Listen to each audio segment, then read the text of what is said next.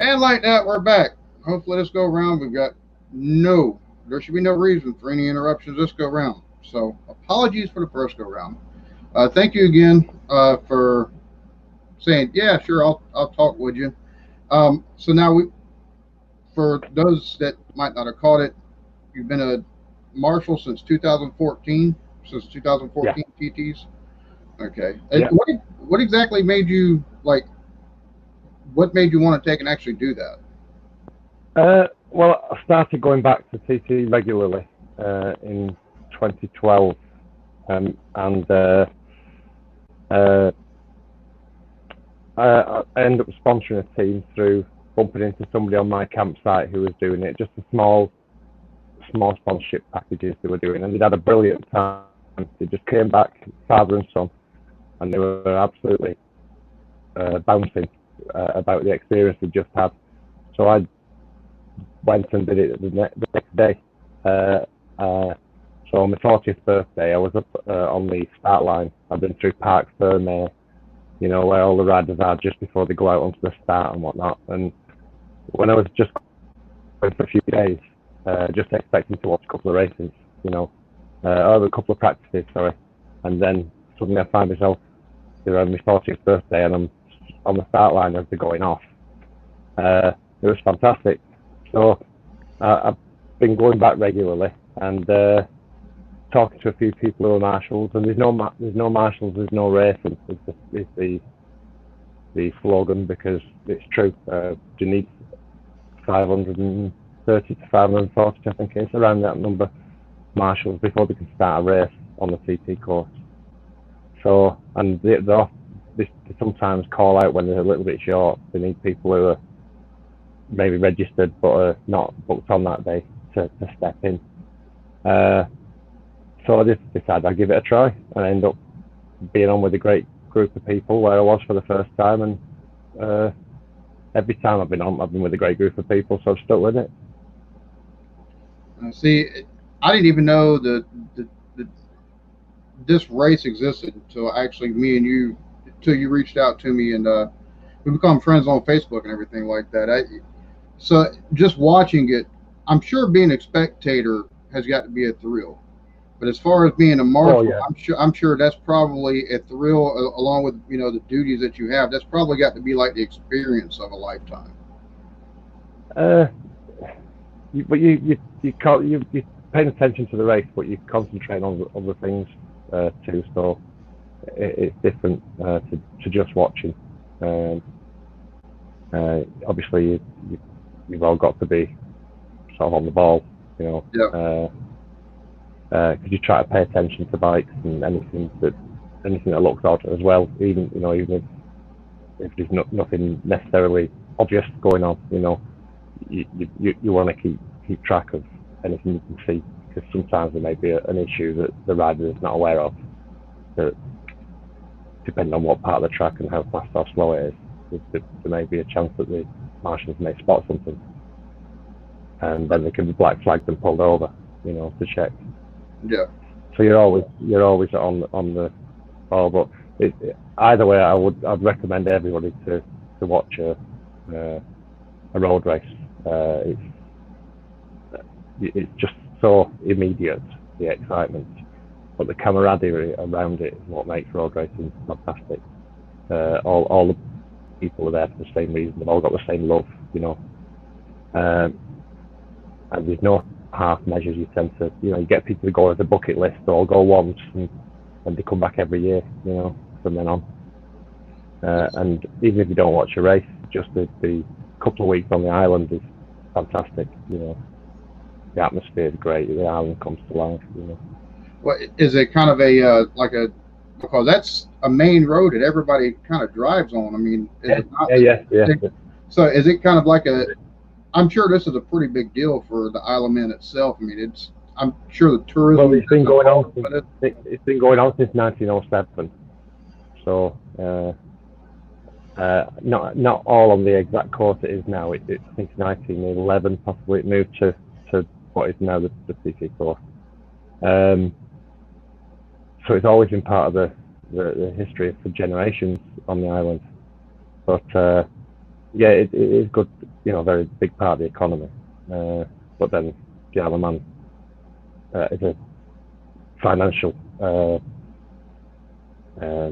economy anyway, so the financial services and whatnot, so that they do okay anyway.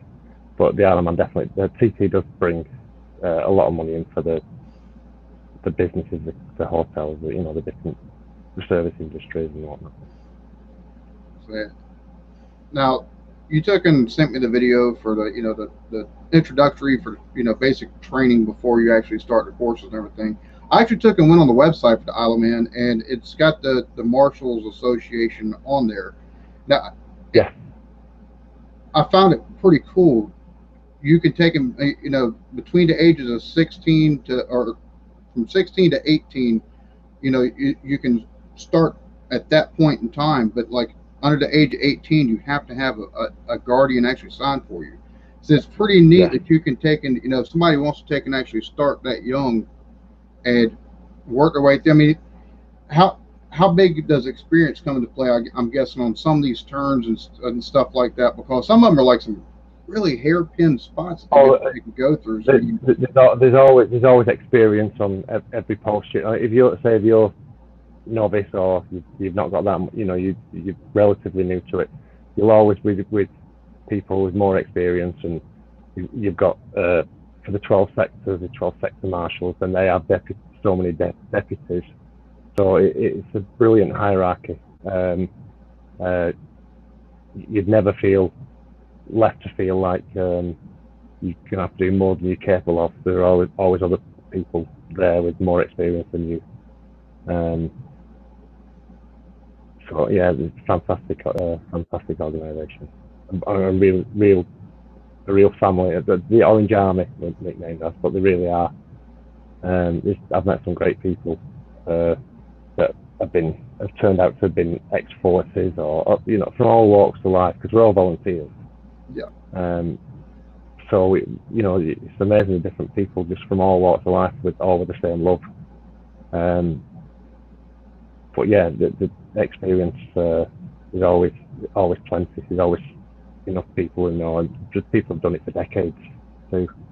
And then we have doctors as well as the marshals. There are doctors, ambulances at various points, and we've got helicopters, airmed, so that can be called in.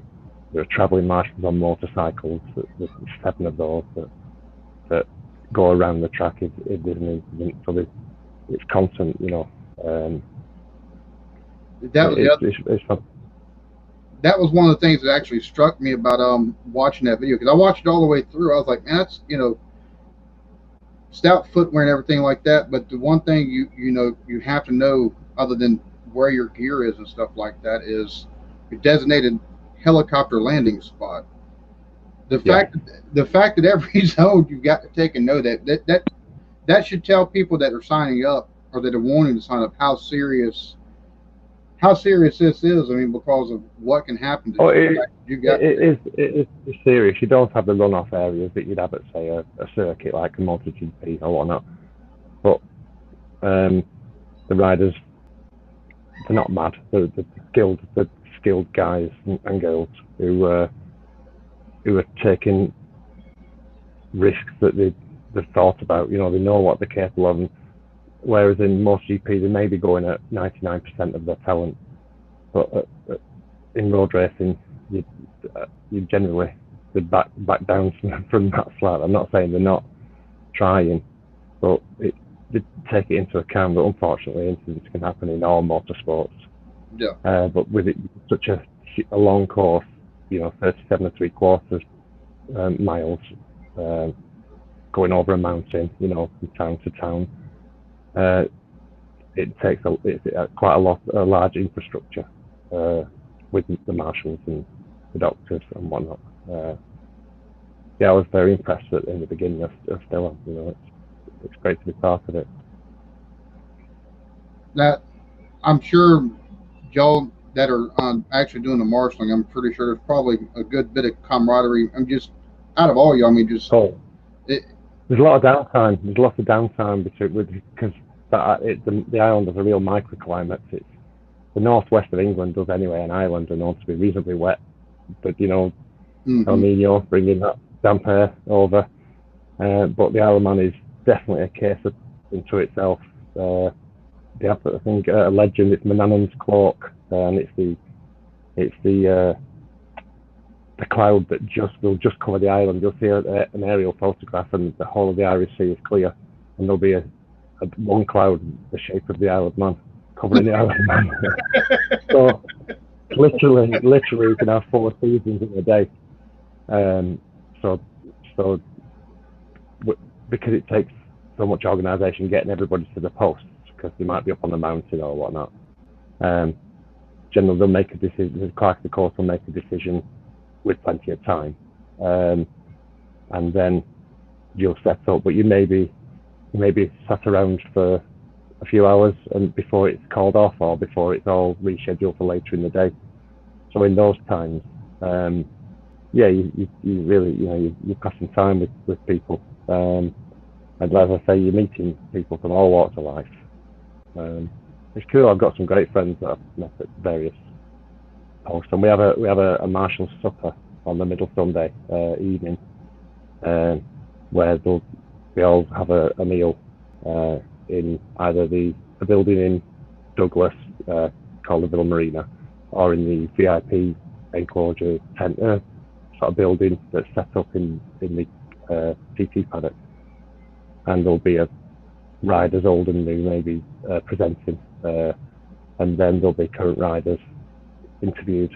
It's a good evening. It's a nice evening. It's like a little thank you where a lot get together. I look forward to that every year too. I bet it sounds like a nice little shindig. That's for sure. It's cool, yeah. Now, it's just thank you. You a second ago when we touched on the serious nature and how dangerous it can be. One of the things, and you was telling me about the GPs and how there's no runoffs and everything like that. One of the things that struck me, because I was watching an interview with John McGuinness, and he said that for his wins, he only took and dug as far as he needed to get the win. So yeah, just that simple fact right there. How many people are digging as hard as they can to take and get the places that they're getting? Because it's hard to say though, because the top speed now is so high, and to think that John's fastest time was past that we waited years for, and then it's gone up a mile an hour again, and then when Michael got into the 133s, it won't get past, and then it was jumped into the 135s, and we've got Dean Harrison and Pete Hickman with the current record. Dropping stunning with fast laps, and I don't know, it's unbelievable because it couldn't get much faster, really. With the traction, tire technology. I don't know. I don't know what they could do to go faster, but sometimes they look out of control to us, mere, average riders, but there, you see there's some great slow-mo shots of Dean Harrison going around a bend in slow motion, and he's power sliding it all the way around, and it just blows your mind that you don't notice that properly when you're seeing it at full speed, but he's totally in control at all times, that bike. So I don't know, I don't know what to say. The machinery is great, but the times that the top guys are doing now are phenomenal. But all the way down field though, it's the privateers. Every person racing has got their own challenge. Yeah. Some people, the amount of hardships that people have to get to the expense, just running a race, a race bike for yourself, and there's different classes. So there's more bikes, more parts, more everything. So now, how many different classes are there? Well, currently you've got the superbike, which the 1000cc, which runs in the superbike, and the senior. The senior is a slightly more open class, so I think that in the past there's been Buell have been there. Mark Miller, a US rider, has ridden the Buell. I think that was, or it might be a 1200. I'm not 100% sure. But yeah, that's basically the super bikes they use there. There was a super stock, which has less modifications from a bike you would buy on the road than the super bike, you know. And there's a super sport, which is the 600 class, and the super twin, which it came in to take over from the old two-stroke bikes because they're getting quite rare and expensive, and they're a slower bike, but they were supposed to be more affordable, but now they're not. The market for those now has gone. It's an expensive bike usually to get anywhere near the front. And then there's two sidecar races as well. And up until this year, there's been electric bikes for the last 10 or so years, but that's not on this year. Well, it wasn't supposed to be on for 2020, but obviously 2020 was cancelled, so I don't know what the plans are for 2021. I know the electric bike race was cut from this year's schedule. Now, the marshalling that you do, y'all are needed not only for the racing itself, but there's a week before the races for practicing, correct? The practice too, yeah, that's right. So you're there for what, 2 weeks, and I'm guessing, I was just taking going off of what it showed. So any time there's like any accident, you know, not only accidents, but like mechanical failures and stuff like that of bikes where oil might be spilled on the track and stuff like that. Honda made the name there from building bikes that won the TT back in the day, because it's not just a challenge for the rider, it's a challenge for the machinery. And obviously back in the past, the roads were rougher again, but it's vibrations and bouncing and jump. You know, it's very hard on the machinery. So yeah, mechanical failure is probably the thing that cuts most people's races short. So I was going to say, that's one of the things the marshals also have to be cognizant of, is like if some oil is dropped somewhere, maybe made a slick spot. Absolutely. Absolutely, yeah. That's one of the jobs. So I'm sure that could be pretty interesting, having to take and make sure you got somebody flagging everything. Or do they take and bring everything kind of like to a crawl as that's being cleaned up during a race or something like that? Depends on the severity. That call's not made by us. The information is given by us, and the call's made and given to us. It depends on if it's just a drip. It depends. It could wait till, depending if it's on the race line, and I don't know. It's quite a lot to be taken into consideration on a case by case basis. The drip, and then there's a pouring of, isn't there, I suppose. So yeah, if it was serious enough, then I dare say, depending on where on the road it was, it'd be either, I would imagine, stopped or yellow flags to slow them down. But preferably, we want nobody on a live race track if we can help it. So yeah, everything we can to not be on the live race track. So now, one of the things also, I mean, y'all, not only there's camaraderie between, you know, all the marshals, but also the marshals and the drivers. Is that, you know, do y'all get pretty good amount of interaction with the drivers that take and run the course as well, or is that something that they kind of keep y'all separated? Or no, that's the beauty of the road racing as well, that the paddocks are all open paddocks, so you can walk around and the teams are working on the machinery, and there'll be riders, you know, walking around, and you know, obviously they're busy, you know, they're busy, and if they're not, they may be talking to members of the public, or you know, to fans, or you know, to people. It's just nice for, you know, free, especially practice week. Practice weeks a lot more relaxed, but and a little bit quieter, so the riders can possibly get around the paddock a lot more easily than race week, when the numbers are a lot higher. And, you know, there'll be more people trying to get, you know, attention.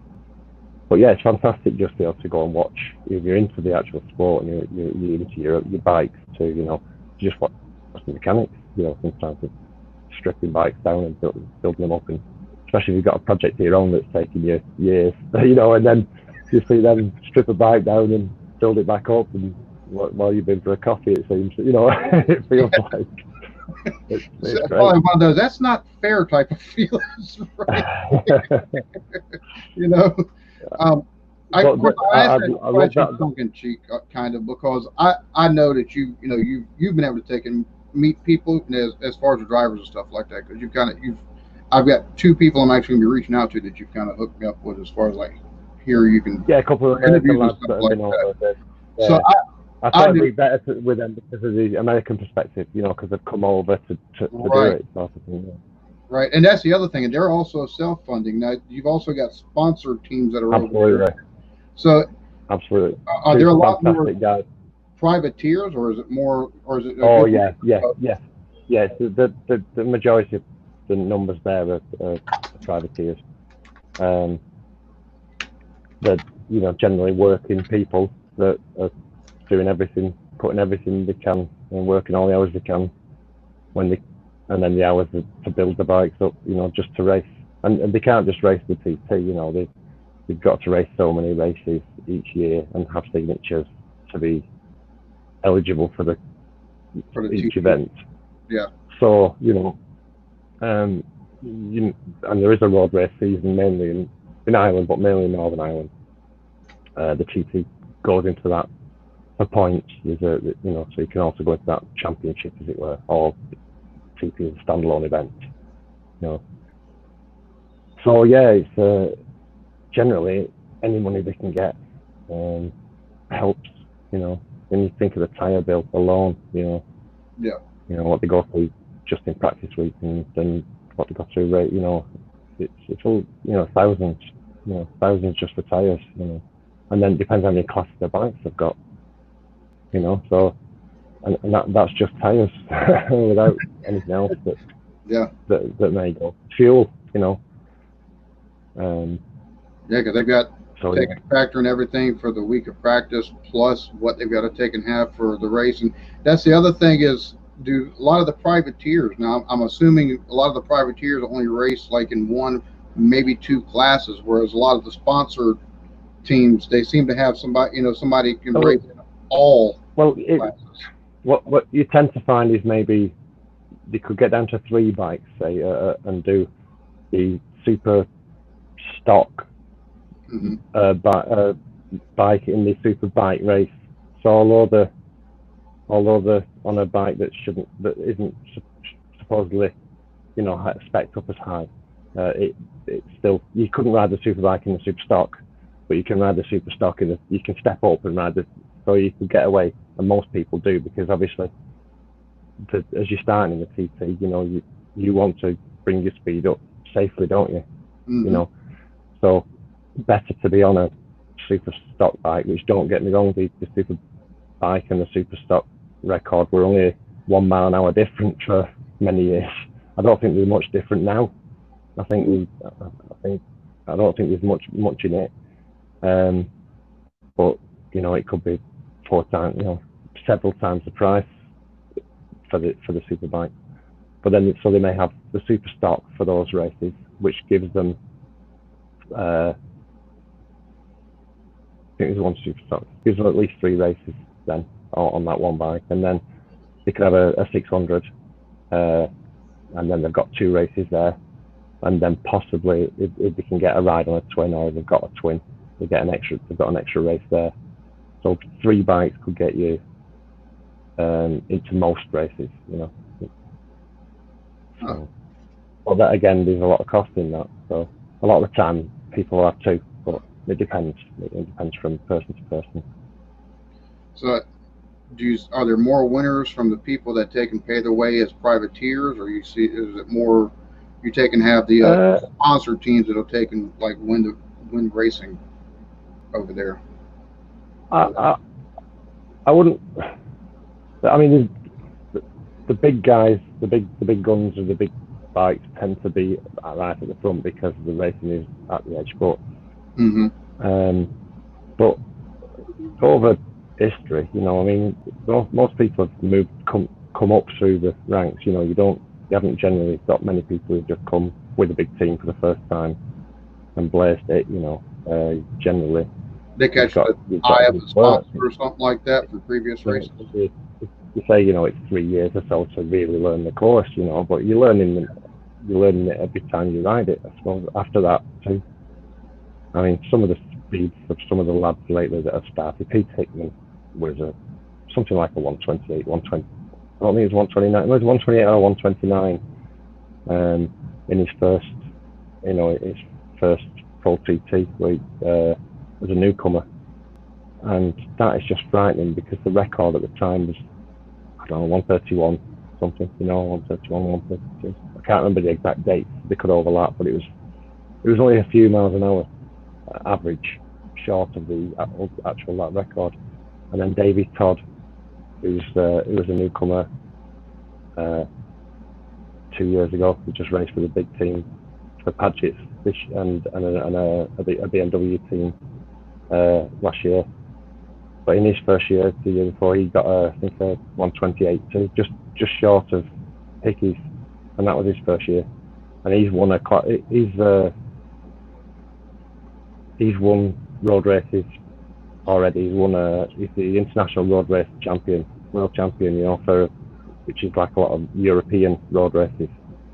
Oh, and wow. He's only in his very early 20s, cracking lad. But he did around I can't remember the exact number, but around the 128 in his first newcomer TT, and that's absolutely frightening, you know, absolutely frightening. But he's a brilliant rider. He's proven to be safe, you know. He's ridden in every class, and he's now ridden in the classic on the 2 strokes too, and he came second there. And there's some real talent, you know, come through the last few years. Man, I'm gonna tell you what. I appreciate you agreeing to the interview. If anybody, That's fine. Well, we chat anyway, don't we? Obviously, through the music side, don't we? But yeah, I was gonna say it's funny we're talking this, but we actually took and become acquainted through the music reactions that I take and do on my other channel. So and if people knew what music it was, if we described it, you probably wouldn't look at both of us and go, "Hey, sorry, is this a I'm sure for some people to take and watch some of the reactions and see my ugly mug and this big old beard, and then once I start actually talking and they can hear the twang, they're probably like, "Wait, that just go together." You know, I'm sure it's probably just, you know, but yeah, I could see where maybe somebody, wait, you're listening to what? You know. That's it. I'm knocking on 50, so I shouldn't be in that. Yeah, I'm not in their demographic, you know. But at least the guys we're talking about, they could be from our demographic. They've got more to say. I had somebody in the chat asked if they go faster than a street glide with an SNS 110. He's asking for a friend. I'm guessing he's talking about. I assume that's one of those tractors they're talking about, the Howard Davidson make. John Deere, is it, or Howard Davidson? I always forget. The green and yellow ones, they're the John Deeres, aren't they? I always mix them up. No, just kidding. I'm only kidding. Just joking. It's just yeah, I'm a 2-stroke rider, so yeah, they'll laugh at me too. But no, I don't know that, but I assume that's a Harley he's talking about, and I think he's tongue in cheek. I don't know. I don't know if that's a fast one. I don't know that model. I'm not familiar with it. But it's got street glide in it. I don't think it sounds like it'd be racing that course. Yeah, it's a motor for a Harley. Definitely. It's a motor for a Harley, so that's exactly being a smart ass up there. That's he's one of our resident smarty pants. Yep. So now you also ride yourself. I mean, how long have you been riding motorcycles yourself? Well, I actually had motorbikes from as early as I can remember, because my dad raced off-road bikes when I was a kid in the 70s. He passed away in '86, unfortunately, but and then I I had a bike up until I was 23, and then didn't have another one until I was 43. I'm now 48, so I'm back at it. So I had a 20-year hiatus apart from following the racing from a distance. I was basically, motorbikes weren't part of my life, and I wasn't happy, and I didn't know why, and I got a bike again, and I've got a couple of them now, little two strokes that I like my old Yamahas. So I'm back doing that, yeah. So I'll never have any money. Old two-stroke bikes, especially ones that they don't make anymore and you can't get parts for. That's intelligence. Well, I'm gonna go on ahead, and it's been 30 minutes. I think that's probably a pretty good time. Because yeah, that's fine because I can now watch the football. Exactly. See, they're perfect timing. But yeah, they're kicking off shortly. Man, I appreciate this. I really do. Not only just for the simple fact I got to know a little bit more about one of the things that's clearly your passions, but also something that I think interests a lot of people. To my chat, I would say I wasn't ignoring y'all, but I was, because I was just having fun listening to the answers and everything. Hopefully I didn't do too bad. Hopefully I let you answer as fully as you wanted to the questions. Yeah. I'm still all right for a little while yet, but it's up to you. If I could do another 5-10 minutes if you want to chat, or I can chat off air. I was going to ask if anybody in the chat maybe has a question that you want to ask. Okay. And I tell you, who's playing today? Who are we playing? Yeah. Oh, we're playing Arsenal. Arsenal? Yeah. Okay, Arsenal, so yeah. For those that don't know, David watches soccer with football over there. Liverpool fan, correct? The easy way to remember the difference is we nickname ours footy, which is easy because it's called football, and it's the game. If you always remember, it's the game. It's one you use your hands for, and one you use your feet for.